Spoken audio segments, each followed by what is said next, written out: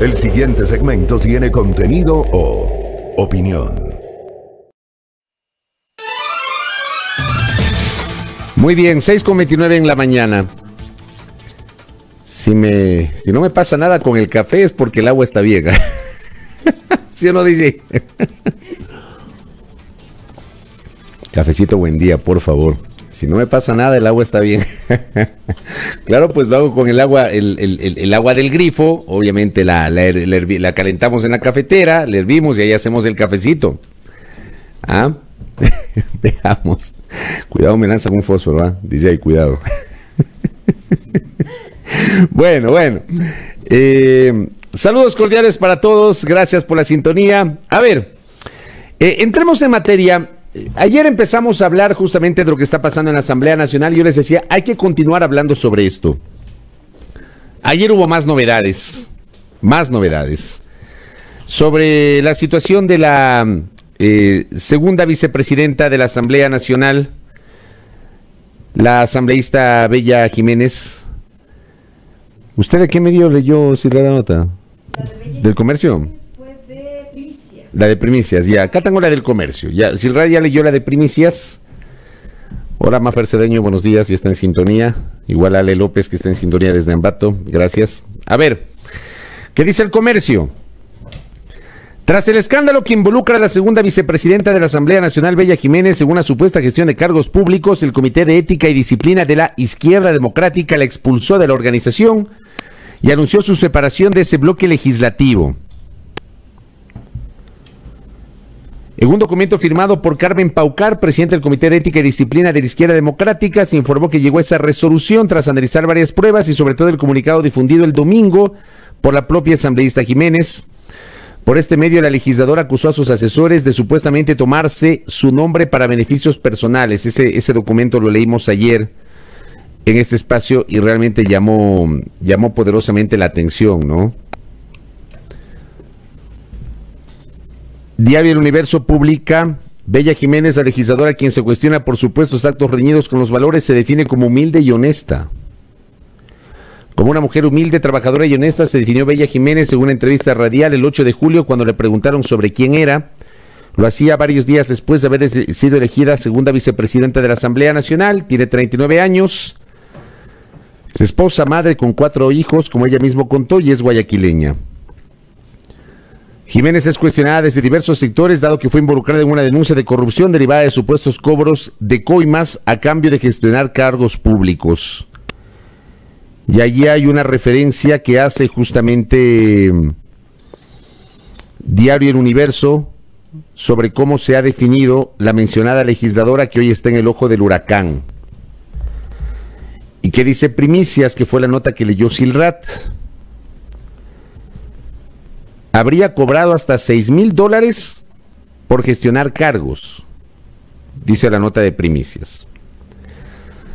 A propósito de la denuncia que presentó ayer la bancada de UNES, afirmando que el pasado viernes sus legisladores obtuvieron documentos que probarían una segunda gestión de cargos en el legislativo. Tenemos lo que denunció el portal La Historia de una persona que habría depositado $3,000 en la cuenta bancaria del hijo de la legisladora. Y tenemos ahora esta denuncia que fue impulsada, presentada ayer por Victoria de Sintonio, quien es legisladora de la Alianza UNES. Dice, se trata de una mujer que habría pagado $2,500 para ser contratada como asesora del despacho de Jiménez. El valor total del cargo, aseguró de Sintonio, era de $6,000 por 4 años en el cargo. ¡Wow! La asambleísta mostró fotos del cheque que habría entregado la mujer, que habría cobrado el hermano de la asambleísta Jiménez. La contratación de la mujer se concretó el 18 de mayo, pero fue desvinculada el 26 de junio. Según los documentos que hizo públicos la legisladora. Ya les voy a contar cómo funciona esta lógica en la función legislativa. De Sintonio aseguró que ya presentó la denuncia ante la Fiscalía General del Estado. A ver, en la Asamblea Nacional no hay ningún tipo de estabilidad laboral con los contratos ocasionales que así se llaman. Un legislador tiene la posibilidad, un legislador cualquier legislador tiene al menos 4 cupos. Tiene un asesor nivel 1, que tiene que ser un profesional con al menos título de tercer nivel.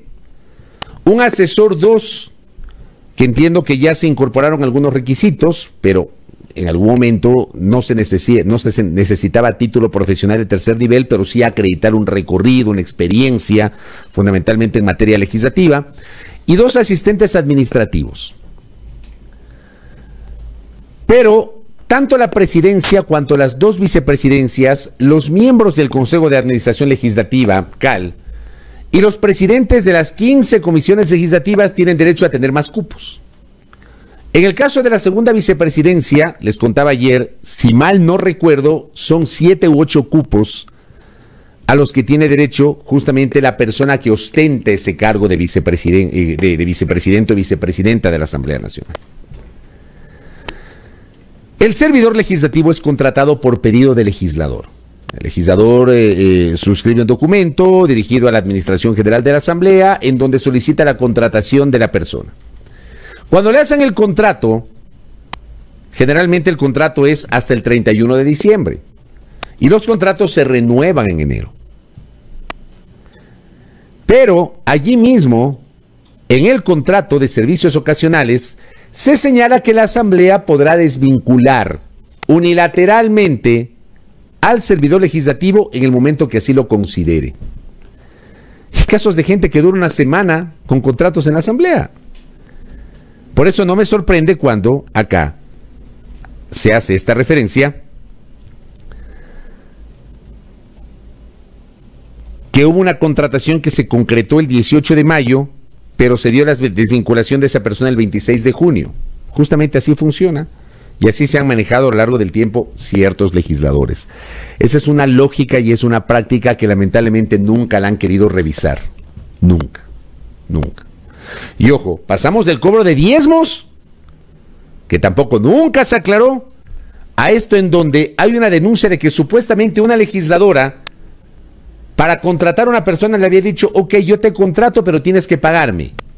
Tienes que darme tanto para poderte dar el contrato de trabajo. Al menos esa es la denuncia que, claro, tiene que ser investigada. Es la denuncia pública que se ha hecho, o las denuncias públicas que se han hecho sobre 2 casos. Tanto por el portal La Historia, que fue recogida por el asambleísta Fernando Villavicencio, cuanto por la bancada de UNES, denuncia que fue presentada por la asambleísta Victoria de Sintonio Malavé. Pero vamos un poco más allá, que es lo que quedó pendiente de seguir comentando el día de ayer. ¿Hasta cuándo el Ecuador va a tener que seguir soportando estas prácticas de cierta gente? No son todos. Yo les sugiero no generalizar. Anoche en RTU conversaba con Marcelo Espinel. Él es el director del Observatorio Legislativo, que es este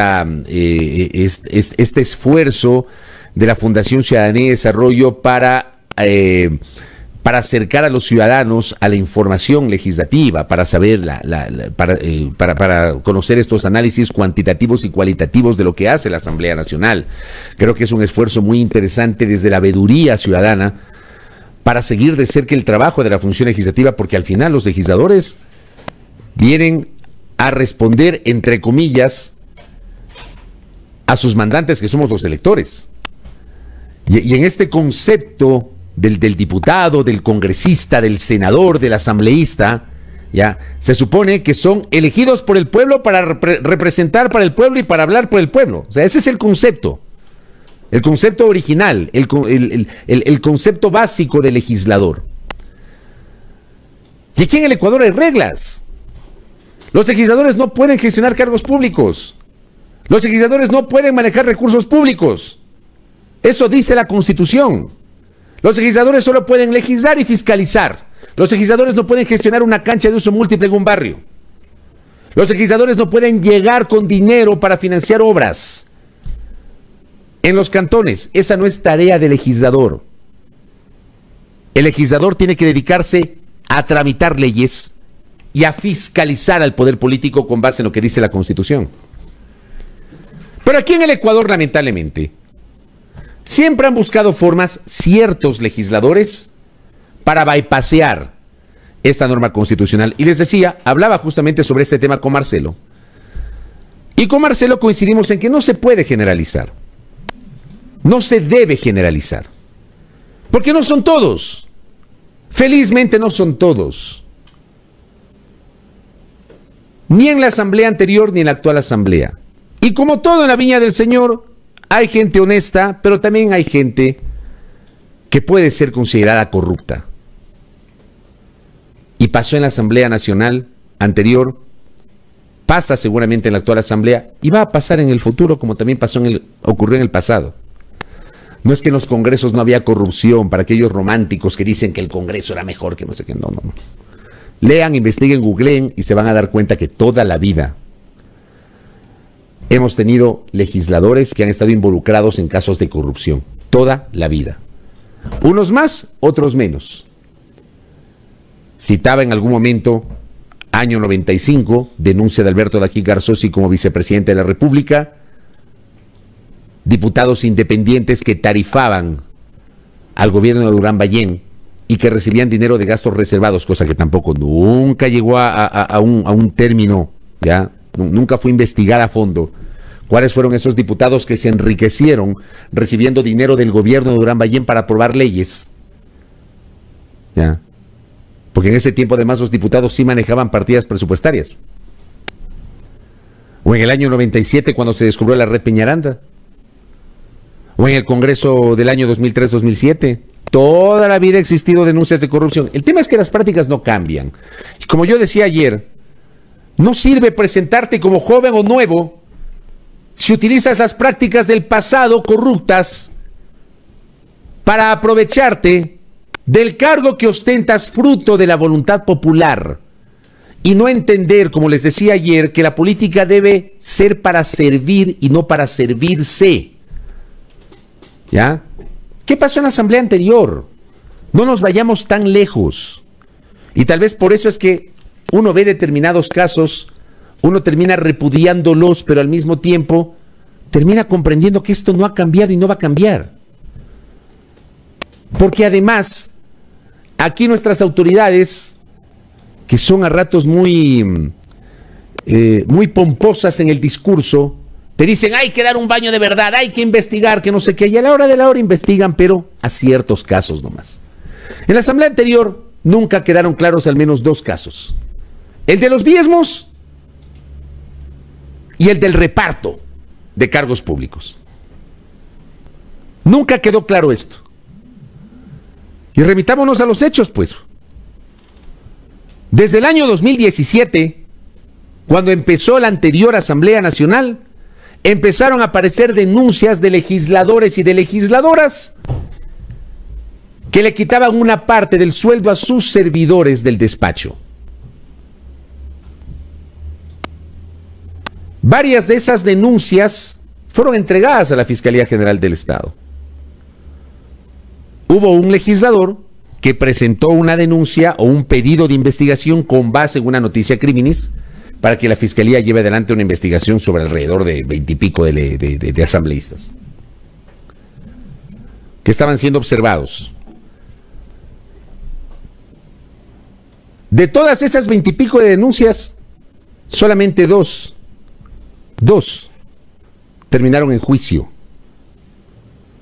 Contra la asambleísta Norma Vallejo, que fue destituida de su condición de legisladora y que fue sentenciada por la Corte Nacional de Justicia, y contra la asambleísta Karina Arteaga, que no perdió su cargo, que además, pese a haber estado denunciada y pese a haber estado investigada, siempre yo defiendo la presunción de inocencia.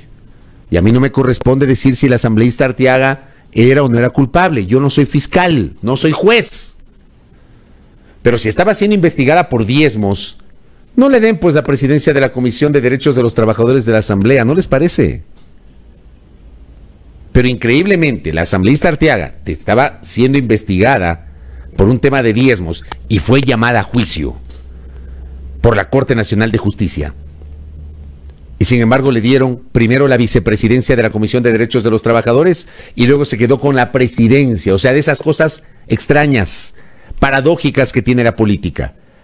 Tienes una legisladora investigada porque supuestamente le quitaba un billete a sus empleados de su despacho y le dan la presidencia de la Comisión de Derechos de los Trabajadores. Estas cosas paradójicas solamente pasan en nuestra política. Yo insisto, la asambleísta Arteaga tiene el derecho a la defensa, porque su proceso todavía continúa. Es más, entiendo que hay un tramo del proceso que fue nulitado y que volvió a foja cero en ciertos pasajes. Claro que tiene derecho a la defensa. Hay que respetar el debido proceso, pero no le des la presidencia de la Comisión de Derechos de los Trabajadores. Sí me entienden. O sea, me parece increíble. Y el resto de casos, vea, como diría mi pana Daniel Montalvo, naranjas agrias. Nada. Y la gente se olvidó de los diezmos. Práctica corrupta. Abusando de la necesidad. Abusando de la necesidad que tiene mucha gente de trabajar, pues. Ya, pues te doy el contrato de asistente administrativo. El asistente administrativo gana $1,390. De esos 1,300 me das la mitad. Tú vas a tener otra mitad, tienes afiliación al Seguro Social, etcétera. Así se manejan. Y no es invento de quienes hablan. Así estaban las denuncias que fueron presentadas en la Fiscalía y que nunca las investigaron. Nunca las investigaron. Es un caso. El otro caso, el del reparto. Y gracias, ingeniero Carlos Páez, por recordarme el otro caso. Son 3 casos. Voy al segundo. El tema del reparto. Varios portales de investigación periodística. Algunas de sus investigaciones sí fueron tomadas, pues, como noticia criminis por las autoridades para investigar. Pero no todas. Las que convenían, me imagino. Y una de las que no convenía era investigar el reparto de los hospitales. Entonces tuvimos a Periodismo de Investigación, tuvimos a Plan B, tuvimos a La Historia y a otros portales que publicaron una estructura donde aparecían autoridades de la función ejecutiva y hay un mapa conceptual, ¿no? Donde se veía el reparto en provincias en donde legisladores del periodo anterior tenían el poder de poner o sacar gente en puestos clave vinculados al sector salud fundamentalmente, y entiendo que también otros sectores. Investigaron eso. Se quedaron con el tema de Daniel Mendoza. ¿Ah? Se quedaron con el tema de Daniel Mendoza. Y pare de contar. Con el tema de Daniel Mendoza. Ya nadie volvió a hablar del tema. Yo vi una nota en Ecuavisa de una ahora ex legisladora que fue asambleísta de Alianza País en 2 periodos. 2 periodos. En Ecuavisa sacaron una nota de gente que le estaba denunciando porque había puesto personal en la zonal del Ministerio de Salud en Guayas. Guadalupe Salazar era la legisladora. Se presentó una denuncia contra la entonces asambleísta Guadalupe Salazar y salió en la televisión. No es invento mío, yo lo vi en Ecuavisa la nota. Que decían que una parte del sueldo iban a entregar a la casa de la mamá de la mencionada legisladora. No es invento mío, ahí está el archivo de Ecuavisa. Yo lo comenté al día siguiente que vi ese reportaje, que me quedé espeluznado. La asambleísta Salazar había dicho que ella iba a dar una explicación. Nunca dio una explicación y nadie más acordó del tema. Porque digo, la asambleísta Salazar tenía el derecho de defenderse y de presentar sus descargos. Mi pregunta es, ¿presentó esos descargos? Mi pregunta es, ¿le dieron seguimiento al tema? Mi pregunta es, ¿la fiscalía se activó? ¿La asamblea se activó? ¿No apareció allí algún legislador denunciólogo de estos que siempre hay para enseguida, aprovechando lo que aparecen en los medios, coger y presentar una denuncia? ¿Quién se activó? Nadie. Porque se activan para determinadas cosas. No se activan en todos los casos. Se activan dependiendo de la conveniencia. Nadie se activó y todo el mundo se olvidó. Yo cito algo que viene a televisión. Un reportaje de televisión. Entonces usan ciertos casitos como plataforma. Y otros, en cambio, vean, calladitos. Nunca investigaron el reparto de los hospitales. Nunca. Se quedaron con Daniel Mendoza. Y allí. Y pare de contar. Y un tercero, gracias señor ingeniero, buena memoria tiene usted, el de los carnets de discapacidad, pues, ¿se acuerdan? ¿Qué pasó con la investigación de los carnets de discapacidad? Sancionaron a un legislador. ¿Y el resto? Había casos y casos. Y tenían que investigar caso por caso. Porque no se puede poner a todos en el mismo saco. Y yo mencioné un caso en particular que conocí. Yo no lo sabía, lo conocí después. El del entonces asambleísta Israel Cruz. Porque tampoco se puede decir que todos los que tienen carnet de discapacidad son corruptos o los obtuvieron por la izquierda, pues. El asambleísta Israel Cruz era un sobreviviente del cáncer. Entonces era obvio que tengo un carnet. Pero hay otros que no sé cómo obtuvieron el carnet. Entonces había que, ese tema había que investigar caso por caso. No poner a todos en el mismo saco. Yo siempre discrepé con las publicaciones diciendo, fulano de tal tiene un carnet de discapacidad. Por ejemplo, yo me acuerdo cuando rayaron al entonces ministro de Inclusión Económica y Social, Vicente Tayano, que tiene carnet de discapacidad del 70%, sin saber la realidad médica de Vicente Tayano, pues. O cuando a la presidenta del CES, que me olvidé el nombre, también le pusieron en el mismo saco. Cuando la señora igualmente tiene una discapacidad. Entonces, no se puede generalizar. Nunca partiré yo de la generalización. No se puede pensar acá que el que tiene carnet de discapacidad automáticamente lo obtuvo por la izquierda o es un corrupto. Pero había que analizar caso por caso. Mi pregunta es, ¿lo hicieron? ¿Analizaron caso por caso? Gracias, ingeniero. Carolina Vélez, la presidenta del CES. Ella tiene una discapacidad, pues. Pero la pusieron en el mismo saco. Igual que pusieron a Israel Cruz, igual que pusieron a Vicente Tayano. No pueden poner a todos en el mismo saco. Porque no todo el que tiene carnet de discapacidad es corrupto. Hay gente que es sobreviviente de enfermedades catastróficas y que obviamente necesita la asistencia del Estado. ¿A través de qué? A través de un carnet de discapacidad. Pero no se puede poner a todos en el mismo saco. No se puede. No se puede. Señor ingeniero Carlos Rabascal, envió un abrazo. Gracias. Carlos Rabascal, por ejemplo, que sabe de estas materias por su propia condición. Me dice Carlos, no solo que no investigaron, sino a los que tienen derecho no les dan trámite ni los atienden. Ya. Me lo dice una persona que sabe de esto. Porque Carlos tiene una condición. Pero no puedes poner a todos en el mismo saco. No puedes poner a todos en el mismo saco. Pero aquí se puso a todos en el mismo saco y solo investigaron ciertos casitos nomás. Sancionaron a uno. ¿Y el resto? ¿Y el resto? Investigaron o continuaron investigando cómo es que en el contexto de la pandemia, cuando el Ministerio de Salud estaba cerrado, entregaron 2,000 y pico de carnets de discapacidad. ¿Investigaron eso? Pregunto. En este país somos campeones para armar los escándalos. Pues somos campeoncísimos para armar los escándalos, el show, y luego nos olvidamos. Somos de una coyuntura pero bárbara. Somos bien coyunturales. ¿Sí no se acuerdan? ¿Ah? Y claro, como dice mi buen amigo Andrés Reliche, hay que ir hasta las últimas consecuencias.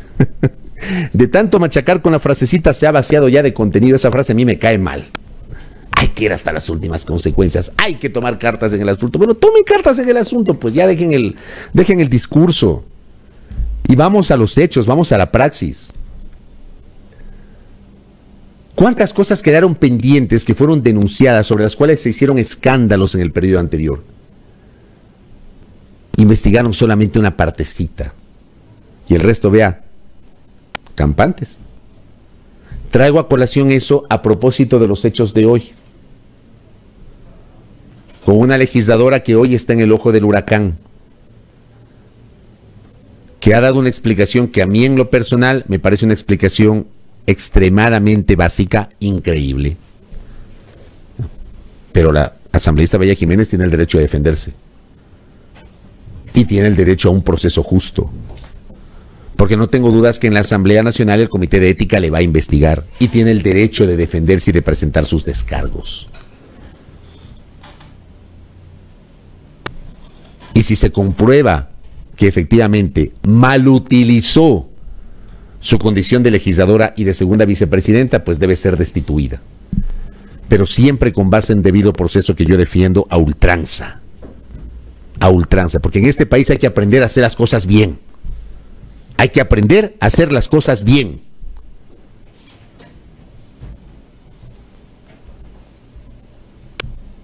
Este es el tema, imagínense ustedes. Es una pena porque había muchas expectativas sobre esta actual asamblea luego del desastre de la asamblea anterior.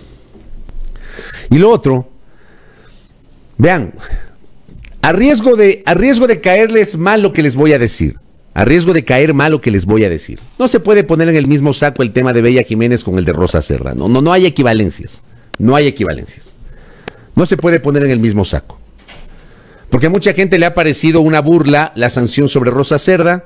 Pero hay que revisar la ley, pues. Puede parecernos una burla, pero revisemos la ley. Y es la sanción que corresponde con base en lo que dice la ley. Que seguramente habrá quienes piensan que la ley no es justa. Bueno, puede ser, pero está ahí la ley. La ley hay que aplicarla. En el caso de la asambleísta Cerda, ella no cometió un delito. Ella hizo una declaración absurda, tirada de los cabellos, increíble, pero no termina siendo un delito. Y ha recibido una sanción, que es la sanción que corresponde con base en lo que dice la ley. Pero no se puede comparar el caso de Rosa Cerda con el caso de Bella Jiménez. No hay equivalencias. Bueno, Rosa Cerda también ha sido sancionada con la suspensión de 8 días sin remuneración. Probablemente es poco para algunos. Probablemente. Fue una declaración totalmente desatinada. Yo no sé qué quiso decir. El día siguiente de que se viralizó ese video lo comenté acá. Me parece increíble que alguien diga semejante cosa. Yo no sé si se expresó mal, si es lo que en realidad quiere, es en realidad en lo que cree. No lo sé. Pero no termina cometiendo el delito. O sea, mi punto es ese. No termina cometiendo el delito.